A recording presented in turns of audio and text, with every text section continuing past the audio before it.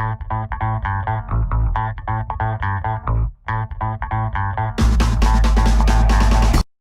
this is John Colo with okraw.com. Today we have another exciting episode for you. In this episode, I'll be answering your guys' questions and do a Q&A session.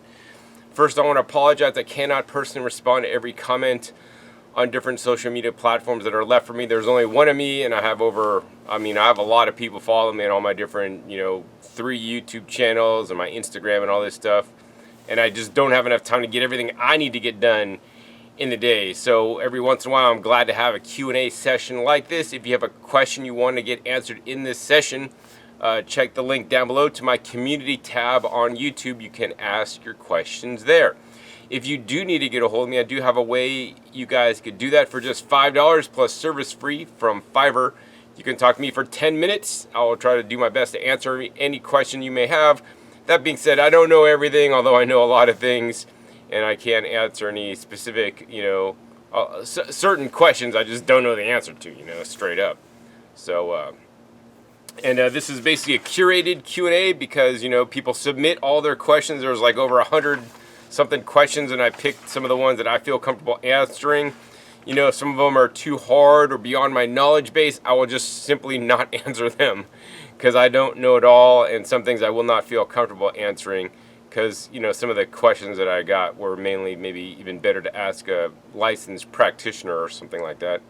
So in any case, and if you do the Fiverr with me for the garden coaching, I will answer any questions. The link is down below in the description for that, and your money that comes in from the Fiverr basically stays in the Fiverr community. You get my videos transcribed, which I haven't done in a little bit because I've been so busy.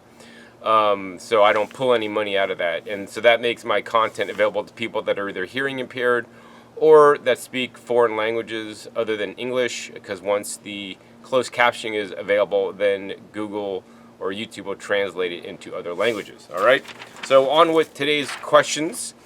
The first question is from Ismail Perez. Is there a certain material of blender or juicer that can be toxic to our bodies?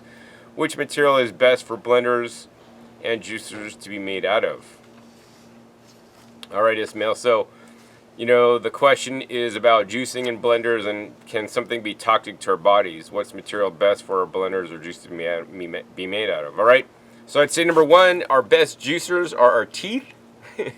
And they're, as far as I'm aware, they're made out of some kind of ceramic material. They're non-reactive. Once we start getting into making stainless steel, juicers, or even plastic juicers, they can have leaching. Yes, people know about the plastic leaching, but yes, stainless steel could also leach too. It can leach like nickel and other minerals out of it. Actually, the safest material to make juicers out of would be a titanium juicer. They use titanium as like pins inside your arms, and they have to do joint replacement and all this kind of stuff, so it's non-reactive. In addition, I have titanium silverware that I use for eating food because it's the most non-reactive and not gonna do any kind of leaching. Probably the best after that would be like a glass juicer, which would be very fragile, or a glass pitcher on a juicer, or a blender, excuse me. And they have those old-fashioned citrus juicers that are just like a little glass that has like a little reamer thing that you could use. That's probably honestly the safest. But I would encourage you guys to use your teeth. Now, after that, what would be the best? That depends. And here's the thing: a lot of the inexpensive juicers coming out of China are just, I don't know what kind of plastic they're using. They may say they're BPA free and then use BPA ridden plastic. Like a juicer I bought actually had polycarbonate in it, which does have BPA. So by all means, we should definitely be avoiding BPA. That being said, I'm not sure that the only plasticizer we should be avoiding is BPA, because now there's BPS and many different plasticizers that are being used instead of BPA that maybe the research is not as conclusive on, right? So you could freak yourself out and try to get an all stainless steel juicer. I use the pure juicer, which is all stainless steel except for the press cloth that is made out of nylon. I don't believe that leaches so much. If that's your main goal, is the least toxic. There are 100% stainless steel juicers. I don't sell any of them currently at present time for various reasons. I guess the popular one is called Angel, and basically I sent the Angel company $3,000. They didn't send me the juicers. They took my money. They went out of business. Then they came back in business. I made a video about the situation, and instead of basically making things right with me, they sent lawyers after me, make me take my video down. And so that's not a kind of company, although the juicer is all stainless steel. I wonder the grade and quality of the stainless steel. If it's not high quality stainless steel, it can rust even and or leach, which I am concerned about. And then, I'm not a big fan of how the company operates personally. So yeah, the best materials for juicers would be like something like glass, rocks and stones, like a mortar and pestle, like the old-fashioned days, using just like rocks to grind up stuff and make a juicer out of stone. Maybe something like ceramic would be next best, and maybe stainless steel. I'd probably choose stainless steel over plastic personally, but some plastics can be actually quite stable. But here's the thing. I teach you guys good, better, best. Like, I use a juicer that has is a plastic juicer. It has a GE Ultim auger. It says that GE Ultim has contains some small amounts of BPA when they make it, but then after it's fired or put into the machinery, it's non-detectable, and the juice that comes out of the machine has not been contaminated with BPA. In addition, I think what's worse, like if you're drinking bottled water out of a plastic bottle the water's been sitting in the plastic for like a month or two, like that's worse than putting a produce in a juicer, where it's going to go into the juicer and be in there for 30 seconds and then come out, and the juice is going to come out. I catch my juice in glass containers instead of plastic collection bins, generally.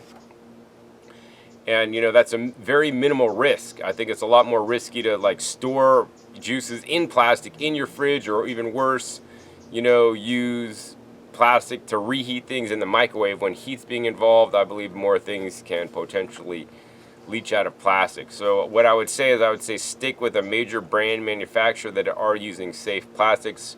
For example, on the box of every Omega juicer, there is a Prop 65 BPA warning on every box. But on all the TriBest products, they don't have a Prop 65 warning, despite TriBest being located and headquartered in California, because they feel it is safe and it's not of any risk.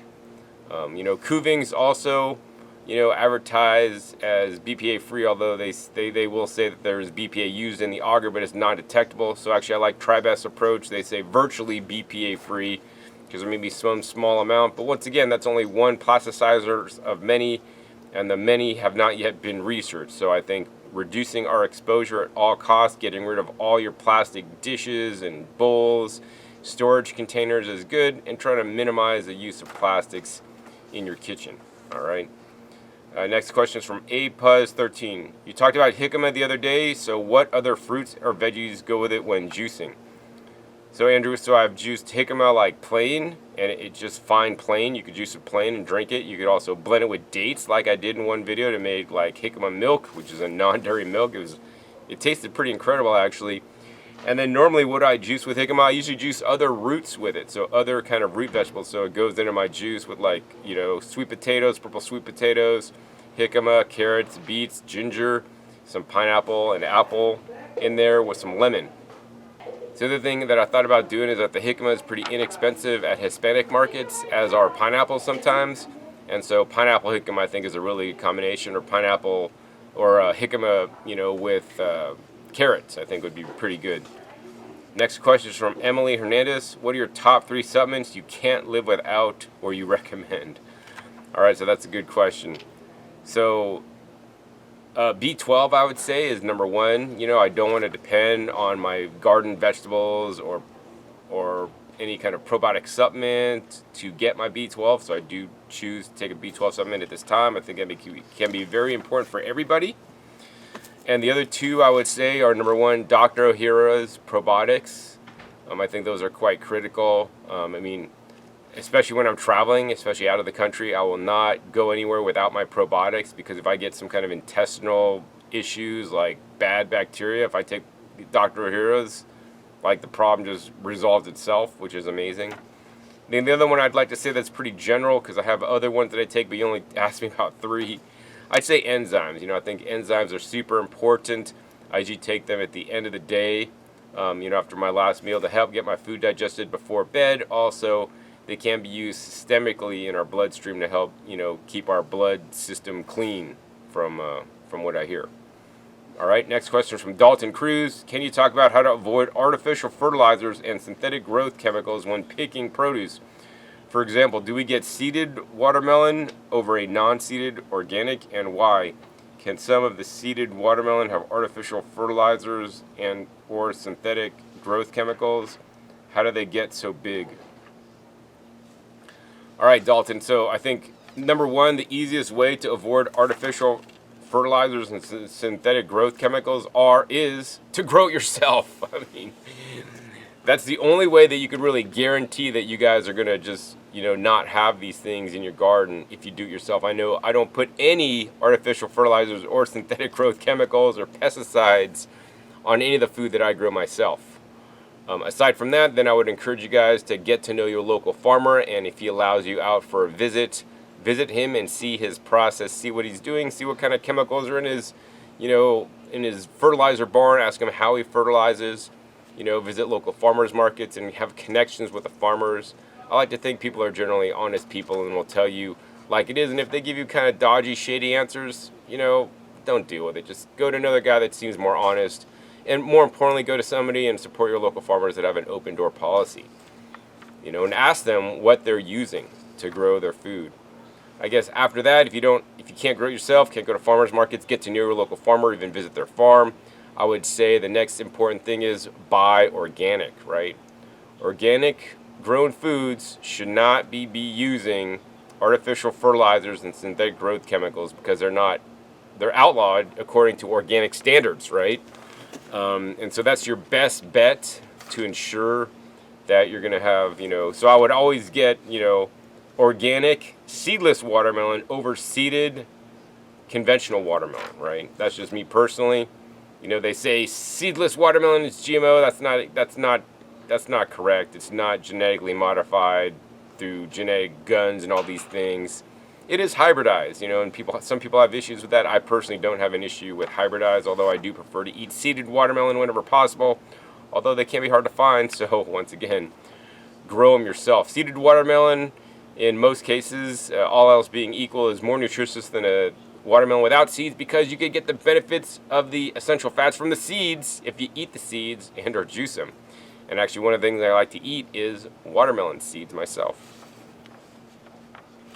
And so, standard agriculture could make really big produce because, they know it needs, plants need certain minerals to grow, NPK, and if you pump those up, they can grow quite big. But the food's not going to be as nutritious as if it's grown organically, maybe using compost and adding trace minerals and other things. And that's kind of more advanced. So we're just going to stop with that. Next question is from Haley V. What is your experience or insight on emotional eating? That is, eating when you're stressed or feeling bad, even if you're not very hungry, craving food that are indulgent, etc. All right, Haley, so my experience, I have emotionally eaten in the past, and to some level I still do today, although my choices that I make today when I emotionally eat is much better.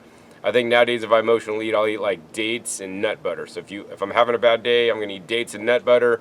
In the scope of things, that's probably one of the healthiest things that just a standard American person could eat. But for me, that's like, it'd be better to eat like just, fresh fruit or even some dried fruit before I combine dates with nuts, which are two high-calorie foods, but also very satisfying when you eat them. All right. And then, back in the olden days, like 20 years ago, when I broke up with a girlfriend, I had like baked potatoes because I was emotionally eating. Like, I need something comforting that I felt when I was a kid. And, I think, emotional eating can solve a temporary problem in the moment, but it doesn't go along to solve the root of the cause, the root cause of the issue. Why are you emotionally eating in the first place? Is there something else besides eating you could do to channel your emotions? Maybe you need to do meditation. Maybe you need to create motion, which can create emotion. Go out for a run, go out for a jog, go get some exercise, go talk to your favorite person. Play with your cat, play with your dog, take your dog for a walk, go gardening, do something else to get your mind off of whatever is stressing you out. And I'm no expert on this. I think I have a video where I interview somebody that is really into teaching the solutions to emotional eating, because I'm definitely not going to say I'm an expert. I've gone through myself, and I've just been able to control myself by just, logically thinking about things, but that's just me personally. I'm not going to say that that's going to work for everybody at all, because I know some emotional things can run, and trauma could run very deep. Next question is from Gaharib Al-Gahorba. Sorry, I pronounced the name wrong. Tips for those showing undigested leafy greens in their stools and have been on the journey of eating fermented foods and probiotics because digestive weakness was exposed on the raw vegan diet. Is it just a matter of time before the gut heals and bacteria is strong enough to get digested? Is it worth eating the greens, or should we just juice them? I feel happy after eating greens, although it may not be getting digested. Also, do you mention in another video that eating natto helps with dental health and improves tooth sensitivity? Tips for teeth sensitivity in a raw vegan diet. I'm starting to rinse my mouth out with baking soda and essential oils, but receding gum lines are concerning. Alright, so tips for showing for better digesting leafy greens in their stools. If you're seeing them come out the other end. So, I might have had that issue when I was like really new into my diet, and then they just started seeming to digest fine. So, I'm not a gut expert or anything like that, but, some of the techniques I think are a cause of the issue is, number one, low hydrochloric acid. If you don't have enough hydrochloric acid in your gut, then that could be a reason for the leafy greens not digesting well. So the solution is, could you take hydrochloric acid supplements? Yes, you could. I wouldn't necessarily recommend that. I would recommend putting a demand on your system so that your system creates enough hydrochloric acid if your its systems are running properly. So what does that mean? That means like drink green juices like every morning when you wake up, or maybe make a green smoothie in a vacuum blender every morning. And over time, by getting these pre-digested greens through juices or blending, your body will catch up sooner or later, I would like to think, if you're working properly. Because our body, if we work our muscles and exercise them, our muscles will grow bigger because we have a demand on it. If you don't eat leafy greens in any large quantities, maybe just for dinner, and you're eating fruit all day otherwise, your body doesn't have a need to make high hydrochloric acid, so it may not be doing that. Hydrochloric acid is also very important for just our digestive process and ensuring that we're healthier than not, in my opinion. The next thing is chew well, right? I don't know how, if you're undigesting leafy greens, if you take 2 chews of greens and swallow, they're not small enough and they're not going to get digested well in any case. I am an insane chewer and it'll take me like an hour to chew my dinner up because I'm chewing every mouthful into a mush. If you don't want to chew, that's all right. Then get a vacuum blender, vacuum blend it, and then even though you vacuum blend it, don't just chug it down as fast as you can. Take your time, chew your smoothie, get in your mouth, swish it around, make the action like you are chewing, and swallow it. And basically it should take you as long to eat a blended smoothie or even a juice. You want to nurse it over time, not just like guzzle it down in one small gloop. All right. And then the other thing is, I would say, work on enhancing the different kinds of prebiotic fibers you're eating. There's so many different kinds of prebiotic fibers. I covered that in a recent episode I had about the biggest superfood that's available at every grocery store that most Americans are not eating enough of. And there's even more than I even say in there. And also, vary your probiotics. That's very important to me, as I get wide sources of probiotics. I don't just get my own homemade sauerkraut. I buy some sauerkraut. I have probiotic supplements I take, and different varieties as well. And then let's see, did you mention in another video that eating natto helps with dental health? So I did mention in a video that the vitamin K2 in the natto can help with bone formation, and basically, after all, our teeth are kind of bones. And so I'm not sure about how that's going to play into tooth sensitivity. I suppose if your teeth are remineralizing better because of the K2, that may help with teeth sensitivity. That being said, for teeth sensitivity, I do recommend a special toothpaste. It's from Japan. I recommend a special toothpaste from Japan called AppGuard. I'll put a link down below to where I get it on Amazon. And so that's probably what I'd say. And then the other thing is, don't brush your teeth right after eating. at least give your teeth about a half hour, 45 minutes after eating, especially acid foods. Also, try not to eat a lot of acid foods. Like, I pretty much try not to drink like OJ or straight acid foods, or even eat like oranges that much anymore, because it doesn't number my teeth after I eat oranges or highly acid foods. I feel my teeth are more sensitive. And so, like, I'm building up with all the different techniques I'm doing, but then I'm breaking it down by having, more acid foods. So try to eat less acid foods, which means trying to pick your citrus riper if you're able to do that. Also, dilute the acids with other things. So, like, if I'm gonna do like a lemon in my juice, I'll make 8 quarts of juice with 1 lemon spread out between all of them, so I'm still getting some of the benefits of the lemon. Also, too, if you are gonna do acid foods, then I like to floss just after every meal, nonetheless, and then don't brush. But then maybe I'll just swish with baking soda to try to help the acid.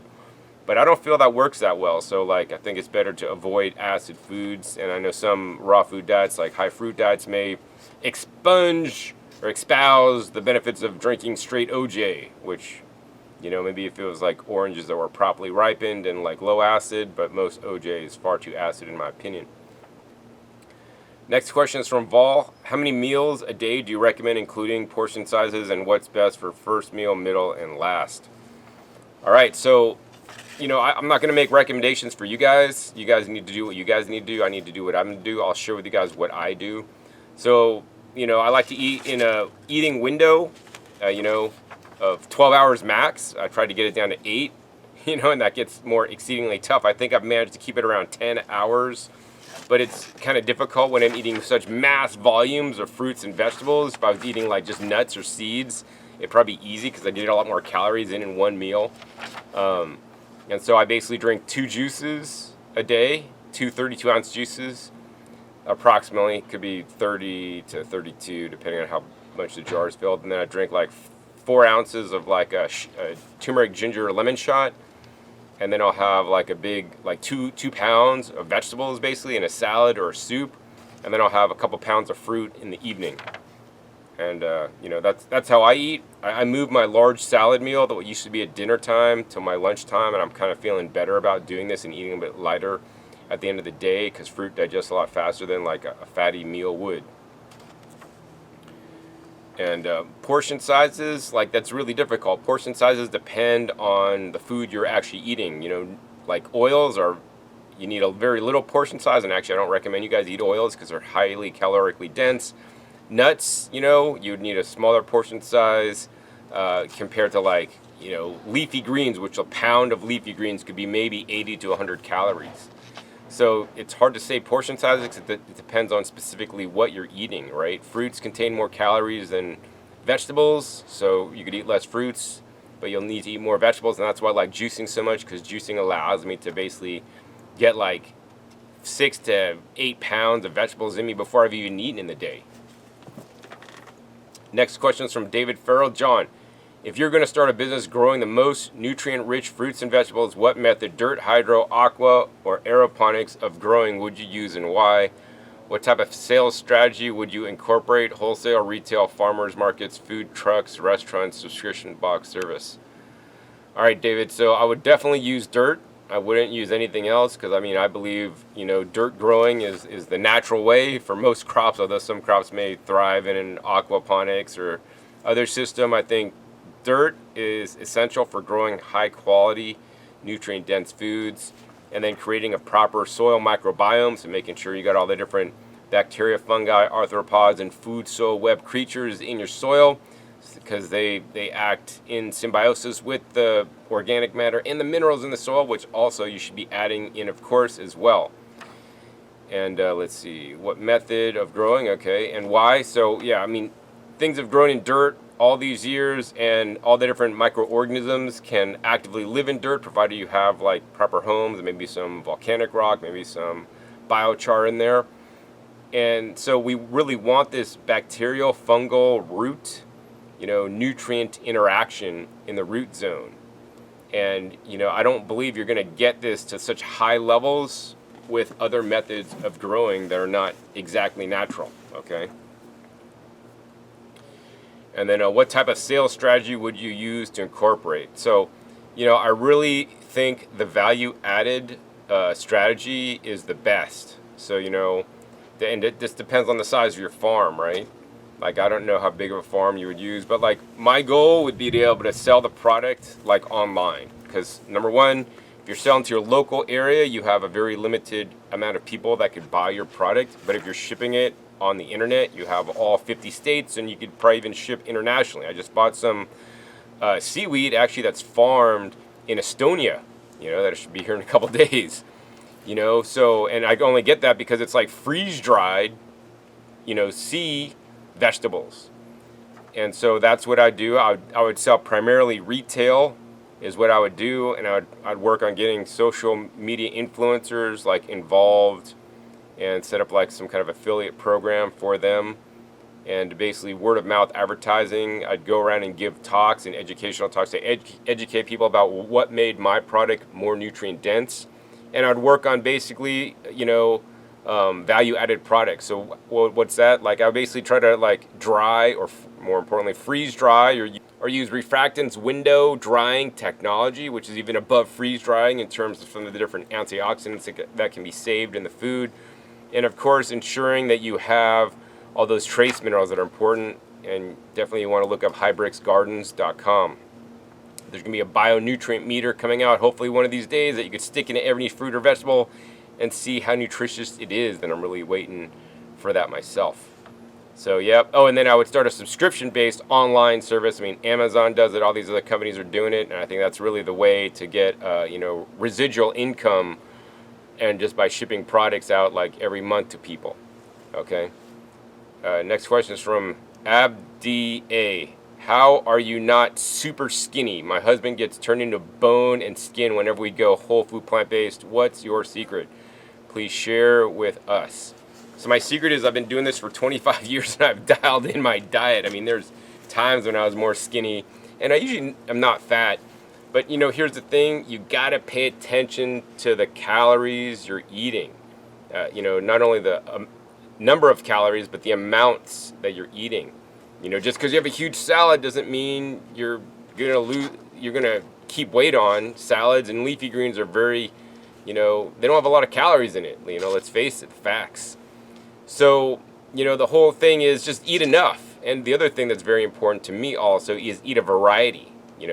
You could eat enough bananas, dates, and romaine to get enough calories to put weight on you. I mean, it's been proven by many YouTubers that followed, maybe some fad raw food diets back in the day, eating 4,000 calories of bananas, dates, and sugar. Maybe some romaine if they're lucky. So you just got to eat enough. And so, especially if you're new into the diet, you're just not familiar on how much food it takes. I mean, you can see I have a recent Instagram post linked down below to my Instagram where you can see what I eat in a day. And I mean, basically, there's like 3 juices on that picture, a shot, 2 pounds of vegetables, and some extra fruit to eat. And that meets all my requirements. And actually, I didn't even eat all the, my goal was to eat all the peaches. I think I ate 3/4 of the tray because I just was too full and I couldn't even eat the rest. So the main thing I do, because I don't count calories, I think that's bogus. We need to listen to our bodies, right? If we're still hungry, eat more. That's what it comes down to. And try not to get too restrictive in your diet. Okay, next question is from Emily. How to do a raw diet successfully when you are on a budget? So that's a good question. So I do have videos before. If you search my okraw channel, I'll put a link down below to the video I'm thinking of for how to do raw foods on a budget. But basically, I mean, you could do raw foods by wild harvesting foods, depending on where you live, right? Here in the desert, I could just go out and pick cactus pads, which is vegetables, right? You could pick the cactus fruit, which are fruits. There's wild herbs and greens you could pick. These are probably really nutritious and just take time to, find and harvest. After that, then I would recommend, buying inexpensive produce items. So inexpensive produce items for raw anyways would be something like carrots. Carrots, organic, could be 70 cents a pound. Non-organic could be, 10 cents a pound or something super insane and incredible. And you could just juice a whole bunch of carrots and eat that. So, not that I do that forever because, eating only carrots or having a very limited diet can be very restrictive. So I would encourage you guys to grow a garden, right? Food stamps can be used to buy garden seeds. You could start a garden, plant a garden, and then all your food basically is zero cost. You just got to put some effort into it. I would encourage you to do microgreens. You know, seeds are very inexpensive. You could grow microgreens, which are very nutrient dense and nutrient rich to eat. Otherwise, I would say buy in bulk. You know, go to the wholesale produce terminal if there's one near you. Go at the end of farmers markets and go to every farmer and ask them if they have any, you know, like leftovers. They'll give it to you that are damaged that you'll be glad to take home and give a nice home to and eat. Ask for the seconds. You know, I bought seconds at farmers markets that aren't even that messed up sometimes for super cheap. And then you could freeze them or dehydrate them so you could eat them later. Next question is from Frank Alea. Is tropical fruit healthier than natives from another colder region? Thanks, brother. So, you know, everybody always wants the answer. Tropicals are better than temperate climate fruits. Or temperate climates better than tropical fruits. And what's the true answer? The true answer is it depends on the freaking fruit you're comparing, man. If you're comparing like berries, you know, to bananas, berries grown in non-tropical regions and bananas grown in the tropics, I would say berries are way more nutritious than bananas, you know, for micronutrients, which is what I'm focused on. Now, if you're focused on calories, you know, some of the you know, tropical fruits are way more calorically rich. I mean, look at durian, right? So it kind of depends on what you're looking for. So I would say that in general, I personally believe temperate climate crops in general, but not always, tend to be more nutritious because they have to be more resilient because of the cold weather and whatnot, right?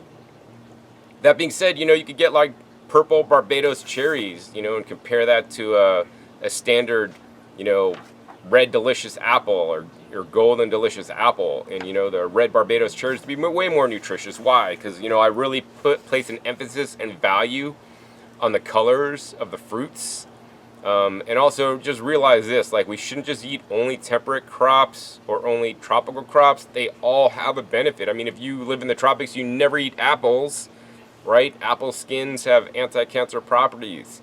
If you never eat apples because you're only eating tropical stuff, then you're not getting the benefits of apples. So, you know, hey, my goal is to maybe live in the tropics and have a place somewhere else, and I can kind of go between them and have tropical and non-tropical fruits and vegetables and have the best of both worlds, okay? Next question is from Zalta Q.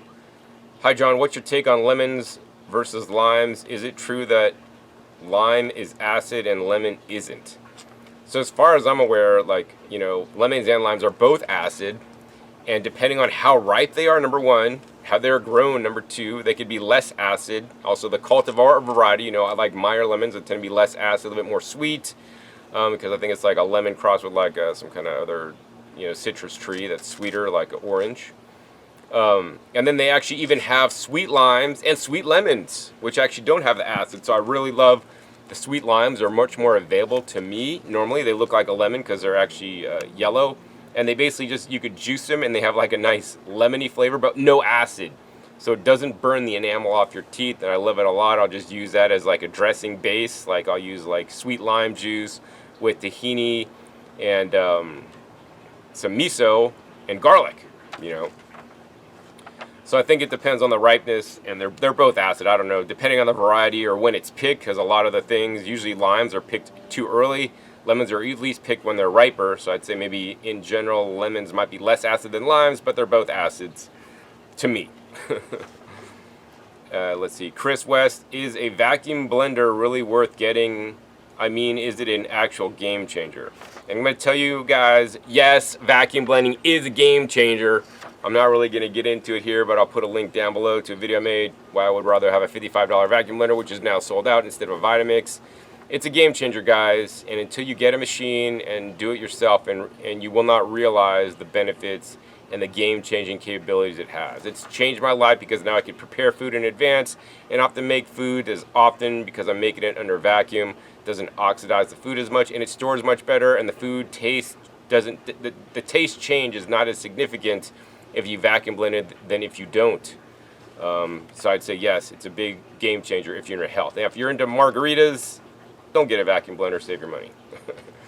Next question is from Flor D. Amansir, what about iodine or iodine? If I'm a raw vegan and low fat and I don't use seaweed and salt. So, I would say that iodine should be something you're concerned with, and I think minimally it'd be worthwhile to get a real iodine testing to see where you're at. And if you are deficient, then you need to either supplement with some kind of iodine under doctor supervision, or like I do, I would just eat iodine-rich foods. Unfortunately, plant foods these days, because iodine is not added to the soil to grow it, to grow foods generally, the foods aren't going to be deficient in iodine unless you're eating seafood, which you're not, or you're eating sea vegetables. Well, seafood meaning sea animals. So I eat sea vegetables. I'll have an upcoming episode on some sea vegetables that I would recommend to you guys that are actually certified clean without heavy metal contamination and no Prop 65 warning, which is actually quite impressive. So yeah, I think it's iodine's quite important. I eat seaweed on a regular basis, not in any large quantities, but maybe a little bit here and there. And it's quite essential for proper thyroid function. Let's see, Judy Rodriguez, what is a good microgreen mix to use on smoothies to replace electrolytes during the hot months? So I don't know that any microgreens is going to provide any specific quantities of electrolytes. So what I would do is I'd get some coconut water and then blend that with your microgreens, maybe with some other fruits or vegetables like bananas, make it sweet. That's what I do. I do frozen bananas, microgreens, and coconut water, and maybe even a little bit of young coconut meat. That being said, when you guys grow your microgreens, I would recommend and encourage you guys to use a product called okraw, and you add that to the water when growing your microgreens, because basically the nutrients in the microgreens are whatever's stored in the seed and the water that you're providing, because there's no fertilizer uptake for the most part. But if you water with this okraw, it basically has all the different trace minerals from the ocean that's concentrated, and you use very small amounts because it's diluted in with your watering, and now your microgreens will have higher levels of the trace minerals contained within them. Next question is from Jeanette Najadi. What is the danger of raw vegan diet? Why some people can't do it long term? So the dangers on a raw vegan diet could be like any other diet, I think the main things are not eating enough, not getting the proper nutrient levels. I think some of the raw vegan diets out there are very restrictive, whether you're going to be on a high fruit diet or all fruit diet, or whether you're going to be on a high fat raw vegan diet. I think, the balance is the key, and ensure that you're getting all the different nutrients you need so that you don't become deficient in anything. And of course, the other thing super important is eat enough food. So I'd say that's probably it. And then why can't some people do it long term? That's a good question, and I'd have to see the exact person. There's many ways to do a raw vegan diet, and a lot of the ways that are being taught in videos and whatnot, I would not necessarily agree with that it's going to work for a wider range of people. It may work for a select, small amount of people, but my goal is to, basically create a raw vegan diet or lifestyle that, if most people adopted, they would fairly successful with. And even if it's not 100% raw vegan, so I'm not like, maybe in the olden days I used to be more, you got to be 100% raw's law and all this crap. And here's the thing, the honest truth is, eat as many raw fruits and vegetables as you possibly can. Cook them in the least possible way as possible so you can be healthier than the next guy, right?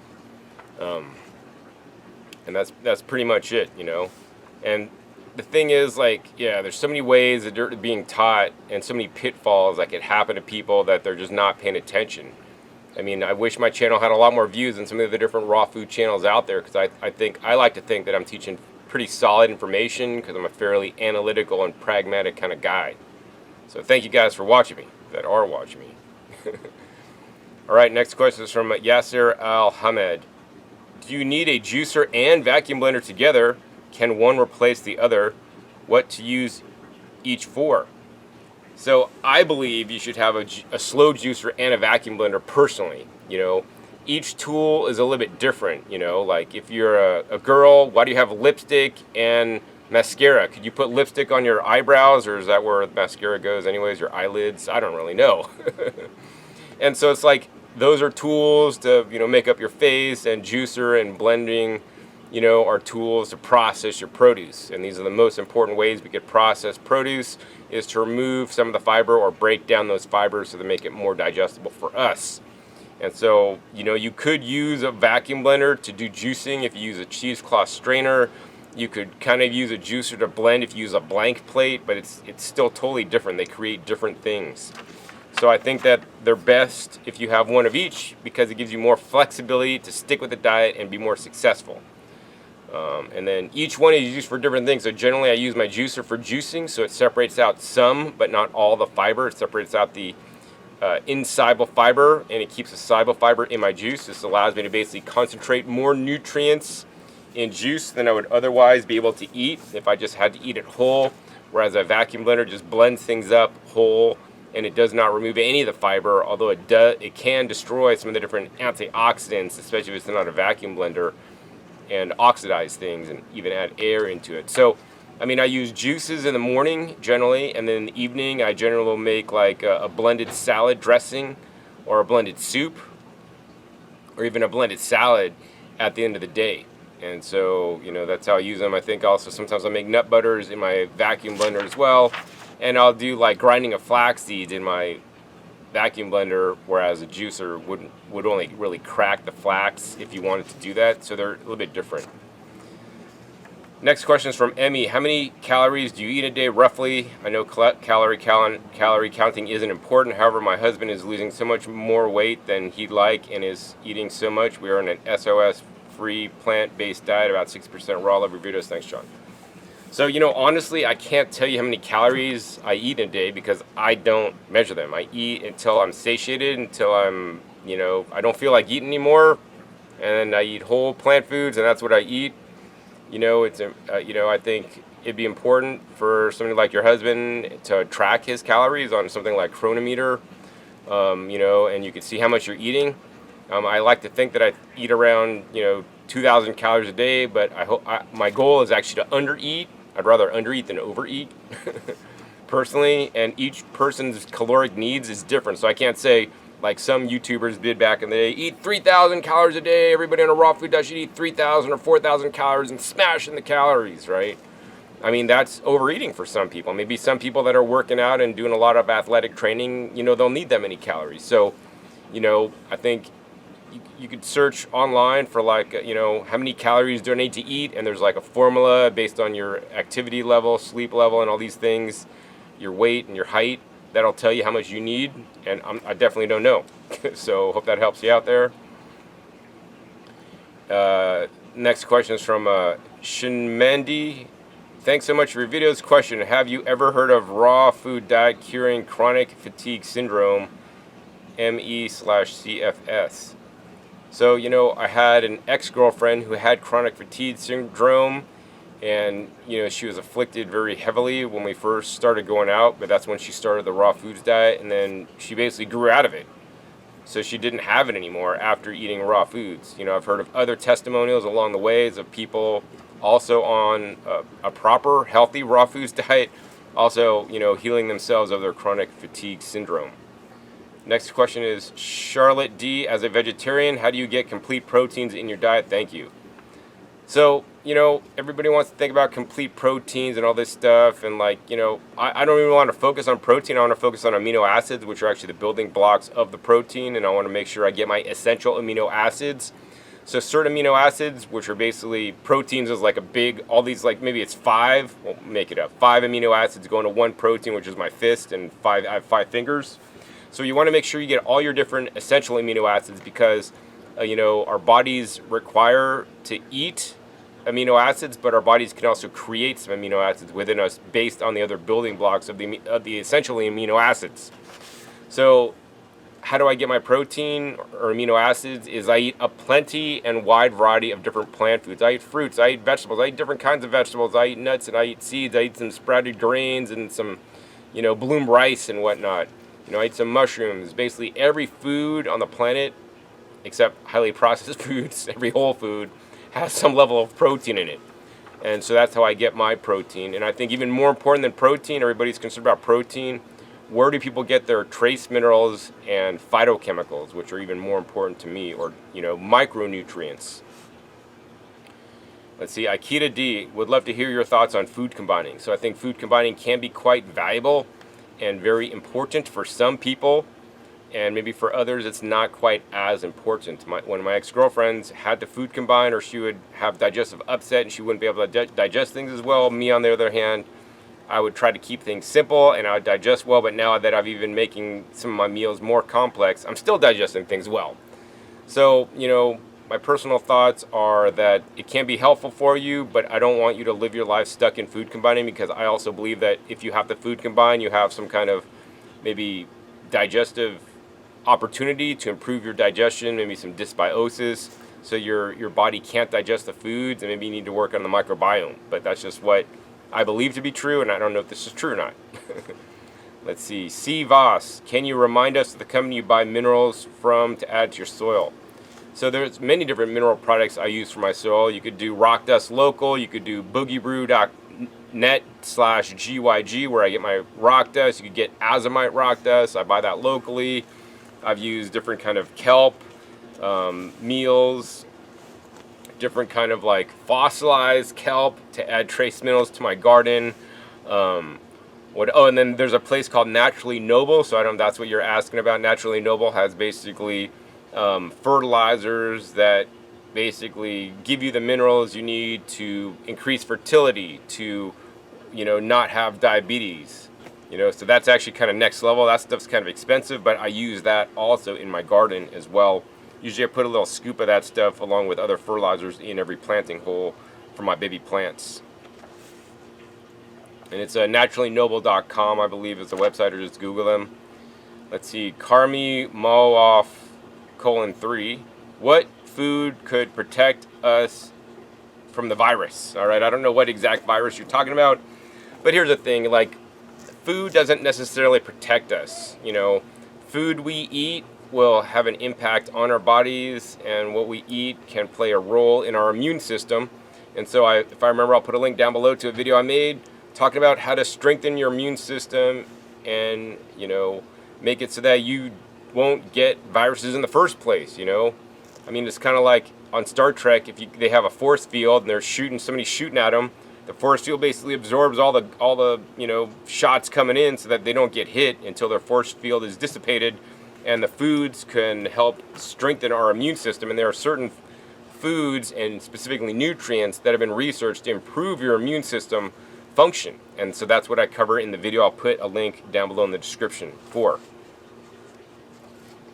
Let's see, realms and dimensions of existence. Hey John, may I ask your opinion on shower filters, please? Yes, you can. I think shower filters are actually quite essential, and everybody should use a shower filter. And that's the easy part. The hard part is, what shower filter should you get? So that depends on the water quality coming into your house. If you're just on city water, they're probably adding chlorine. And if they're a really bad city, they might be adding chloramine. And some of these things can be difficult to take out of the water. So chloramine can be particularly difficult. I'm not aware of any good solid chloramine removal shower filters. I haven't really researched that topic in a while because I don't have that here. I did make a ex-girlfriend a shower filter that I designed to remove chloramine, although it's not super efficient because the cartridges go out pretty fast and you got to replace them often. But I'd rather be paying extra money to take out the chloramine than getting doused with it when I shower. And so I would definitely recommend shower filters by all means. We don't be breathing in basically the chlorine that's being atomized when it's coming out of your shower head, or on our skin, that can disrupt our microbiome on our skin. All right, Ben Hinson, John, how do you include mushrooms in your diet besides powders? Are there other ways you eat mushrooms? Thanks. All right, Ben, so at the first level was I would get like mushroom powders that are already cooked and then dried into a powder, so then it's like, to me it's like raw because I'm not cooking stuff and I'm not heating stuff up, but technically it's been heat processed to deactivate some of the toxins in the mushrooms before I get them, and then just add them into soups. Now aside from that, I have expanded, so I started cooking my mushrooms in a pressure cooker. I use an Instapot. I cook the mushrooms for 15 minutes with some water on the bottom, let it up to get full pressure, let it cool down and come on a warming cycle for about 15 to 30 minutes afterwards. I take them out, then I'll put them in a mason jar, and having them in my fridge. And then every time I eat like one of my soup or salad meals for lunch, I'll put some of those mushrooms and just cut them up in there. I generally been buying shiitakes because I like shiitakes a lot more so than the buttons, although I also have gotten other kinds of mushrooms as well and strive to vary the different kinds of mushrooms I eat. And this is along with the powders that have a whole blend of like at least 8 to 12 different mushrooms that I'm getting. In addition, I've also cooked the mushrooms and then dried them, and that's actually a fun way to eat them. They could get quite crunchy and fun to eat that way. And really plain, they're a very low calorie food but very high in nutrient density in my opinion. Next question is from Alex. First of all, thank you for your excellent videos on okraw and your garden channel. You frequently mention that it's important to have a good variety of foods, especially greens. However, please tell us what you think about adding spices to one's diet and which ones and how much to use. All right, Alex, so I am definitely a firm believer in spices. Spices are some of the most nutrient-dense foods on the planet. I have my own round of spices. I use different chili powders, taco seasonings, Italian seasonings, different kind of, I make my own dried basil, and different herbs. And here's the thing, I would encourage you guys to eat a wide variety of spices. Go to some cool spice store and taste test spices and buy a little bit of this one, a little bit of that one, a little bit of that one. Every different country around the world has a whole different myriad of spice combinations that all can be quite beneficial for us. Now I encourage you guys also to buy organic spices because they are not irradiated if they are organic, because non-organic spices may be irradiated, which I'm not a big fan of eating any irradiated food. But I think spices are completely amazing, and try ones and see which ones taste good to you. I like to do like curry powder a lot because of the turmeric in there. Mine also contains the pepper in there as well. And so yeah, just find which ones you like the most. I think if I remember, I'll put a link down below to a video I made on spices and herbs. And I'll buy them in like 1 pound bags because I just go through them, like every night for dinner when I'm making a soup or salad. It goes in the soup, base or the salad dressing. Let's see, broken footprints. Although you are a raw foodist, what are your views on the starch solution? Thanks. All right, so I'm not a big fan of the starch solution personally because it's a lot of starch and it's a lot of cooked starch, like sweet potatoes or just standard potatoes. A much better diet, in my personal opinion, is the Nutritarian diet or Eat to Live diet by Dr. Joel Fuhrman instead of Dr. McDougall's plan.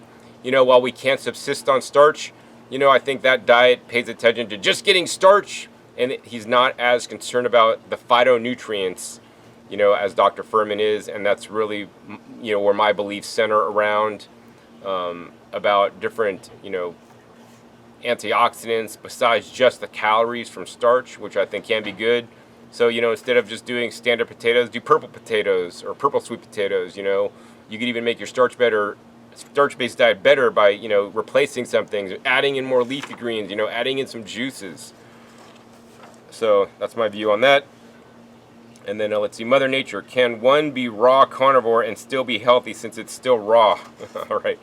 So I'm definitely going to say I'm not an expert on raw carnivorous diets at all. I do know about raw plant-based diets.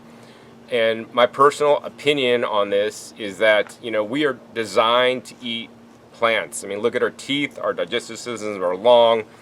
And, while you may have some short-term gains and be good on a raw carnivore diet, I think in the long run, you're basically, you're cutting your life short because you're not going to have the antioxidant power, the phytonutrients, and some of the different, fibers to feed your microbiome that are shown to be very critical for secondary metabolites and for health, right?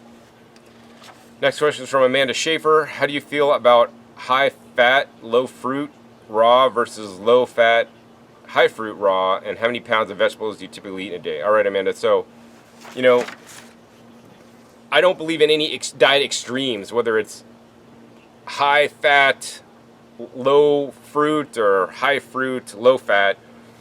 I think there should be somewhere in the middle, and we need to meet in the middle. Some of the diet extremes work for some people in certain situations based on, their specific lifestyle and what they're going through at the time. But the other thing I believe is that it needs to be more balanced and not just like this way or that way. I think each person needs to find their own way. I like to think I'm living on a more low-fat, raw vegan diet, but I don't do a lot of fruit. See, that's a key differentiator, and I think that's actually quite important. I think a lot of low-fat, raw diets emphasize too much fruit, and that we should strive to get our calories from places other than the fruit. especially, more modern hybridized fruits for that matter. So I tend to do lots of vegetables. I don't know how many exact vegetables, but I can't tell you. The other day I ate about 15 pounds of produce in total, and maybe a couple pounds of that was maybe at least 10 pounds was maybe vegetables, and maybe 5 pounds was fruit, or it depends. Like, I don't want to give exact numbers because I don't exactly know. I didn't weigh it out. But you could see on my Instagram I posted what I ate in a day, and you can see most of it is a lot of vegetables in the form of juices, specifically like 8 pounds of vegetables in my 32 ounce juices. All right.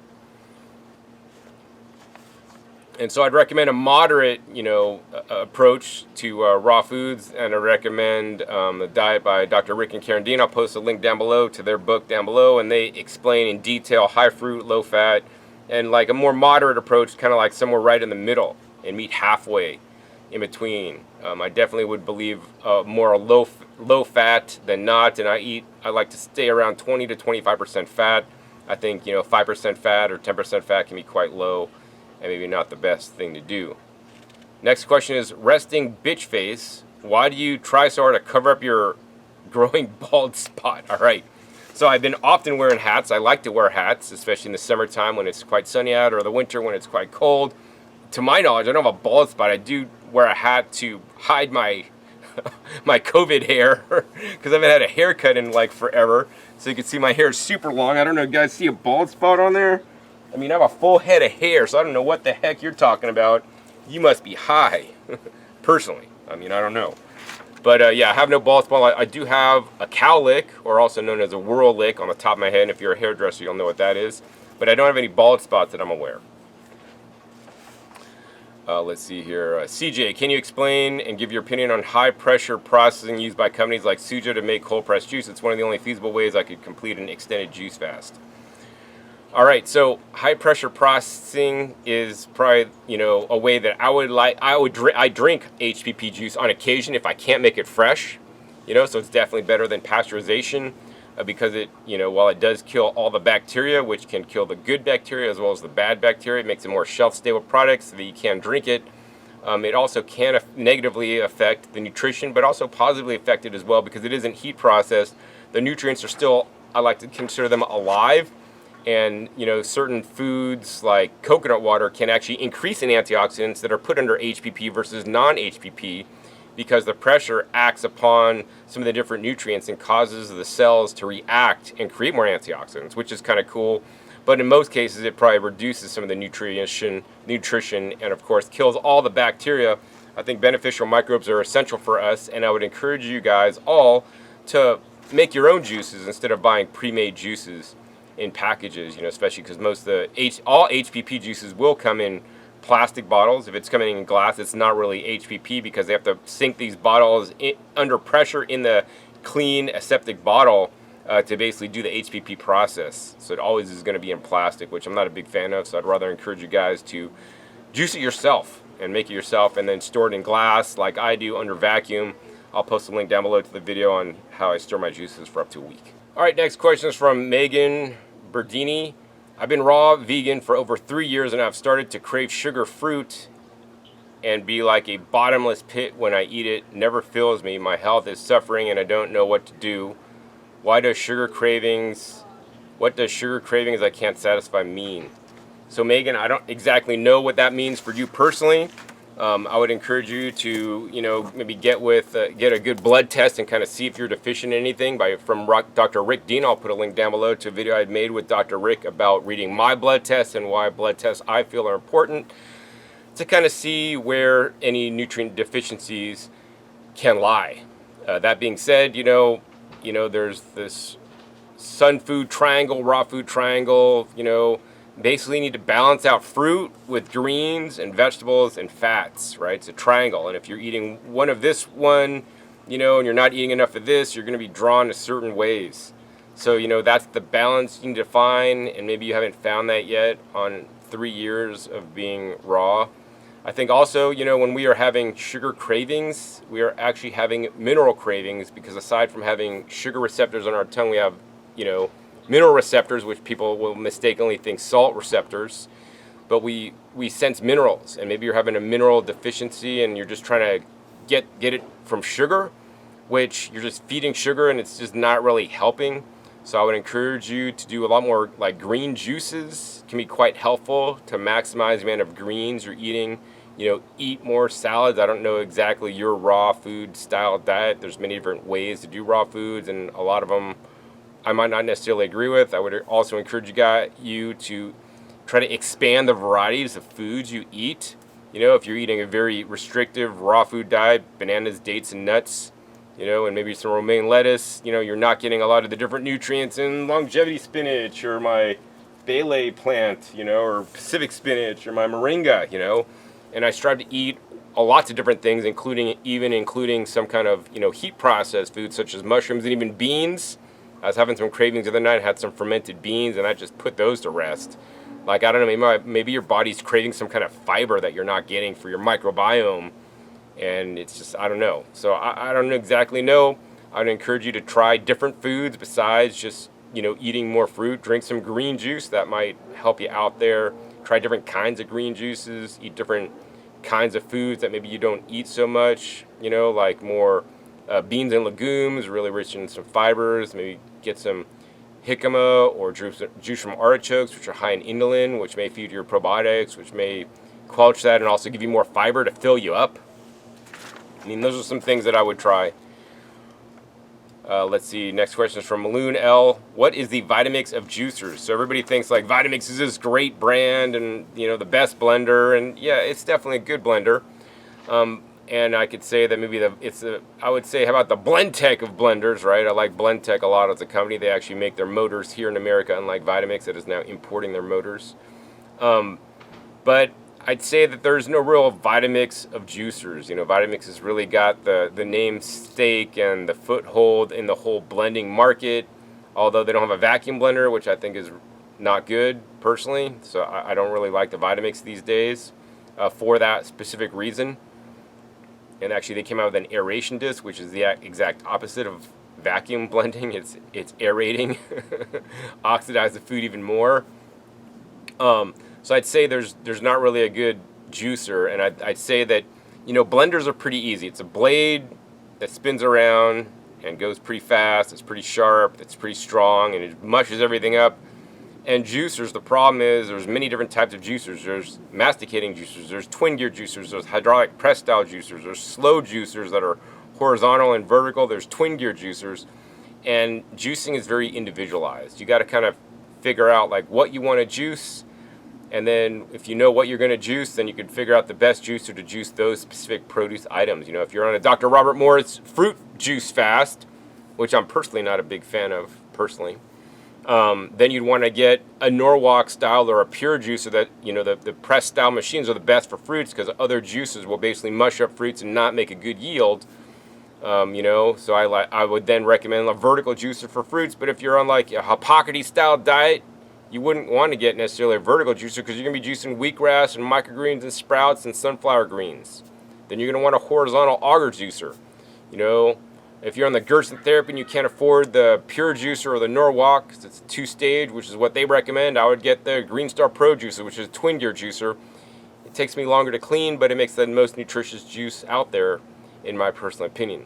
So I think juicing is definitely not like blending, and I can't just blanket say, buy this juicer, it's always the best. Buy the Nama. I have tested the Nama, and while in some reasons it's kind of cool, on some other reasons it's not so cool, like the small feed chute and the short 2-year warranty. It's true that every machine has their pros and cons, and I think juicing is like a pair of shoes. You can't just say, oh, go out and buy Air Jordans. I mean, Air Jordans are great, but not if you're going to go to the beach and go swimming in them, but it may be good if you're playing basketball. So yeah, you got to figure out what you're doing and get the appropriate juicer for you. Let's see.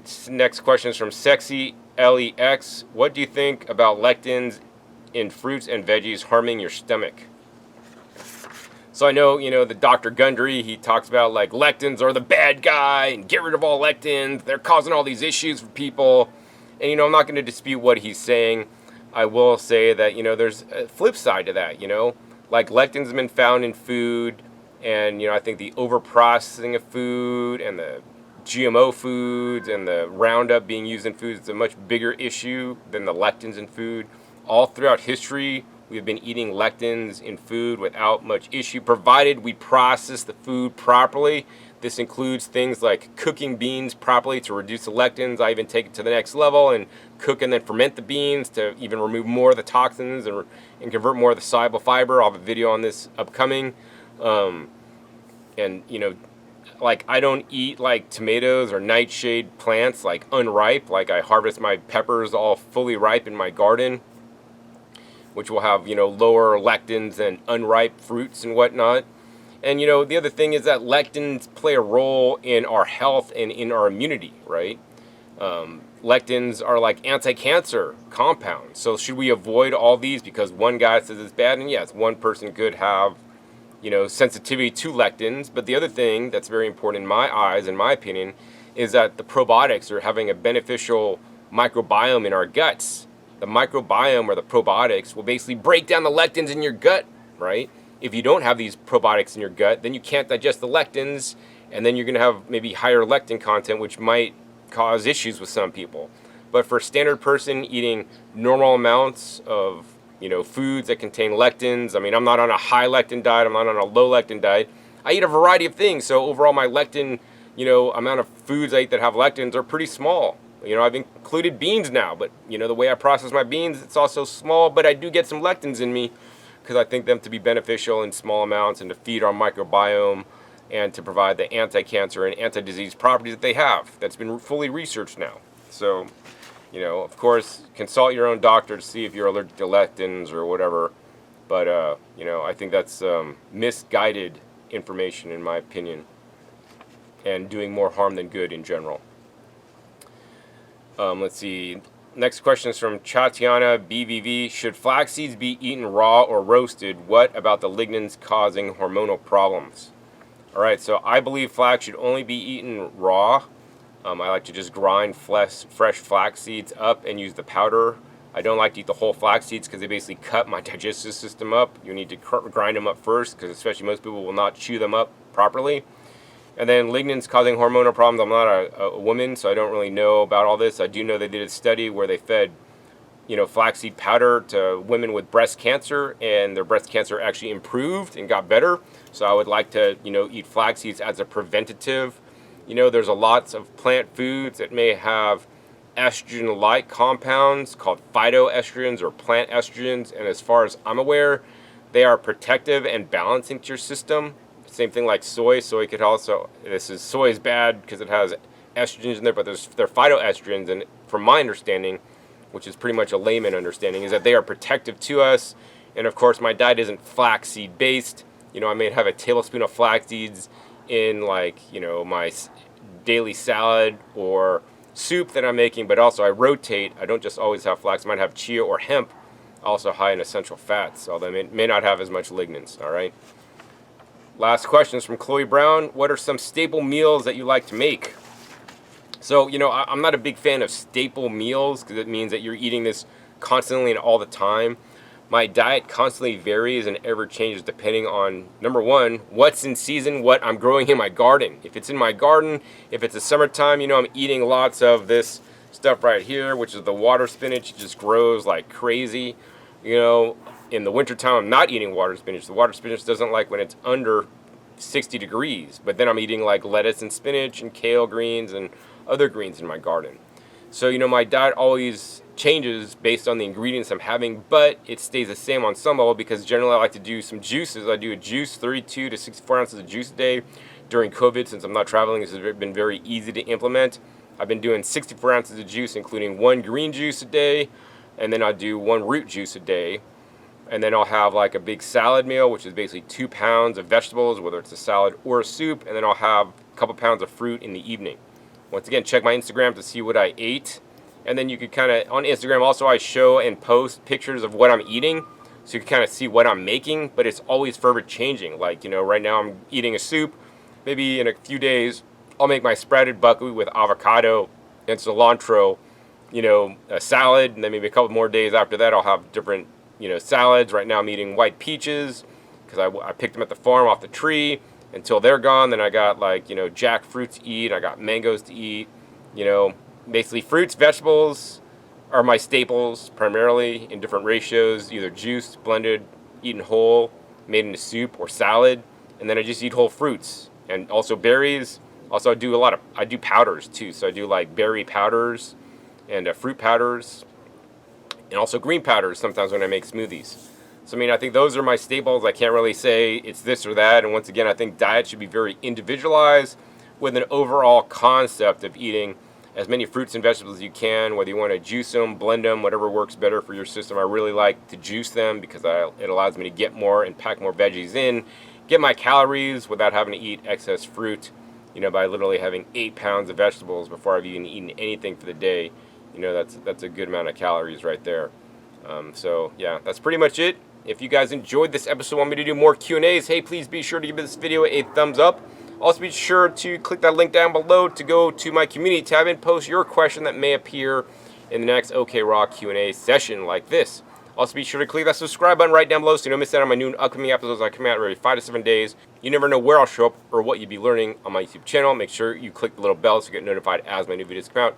And finally, be sure to check my past episodes. My past episodes are a wealth of knowledge. I've posted a couple links in the description below to videos that I have recommended in this video for some of the more detailed answers that I could give in this short Q&A session. So with that, my name is John Kohler with okraw.com. We'll see you next time. Until then, remember, keep eating your fresh fruits and vegetables. They're always best.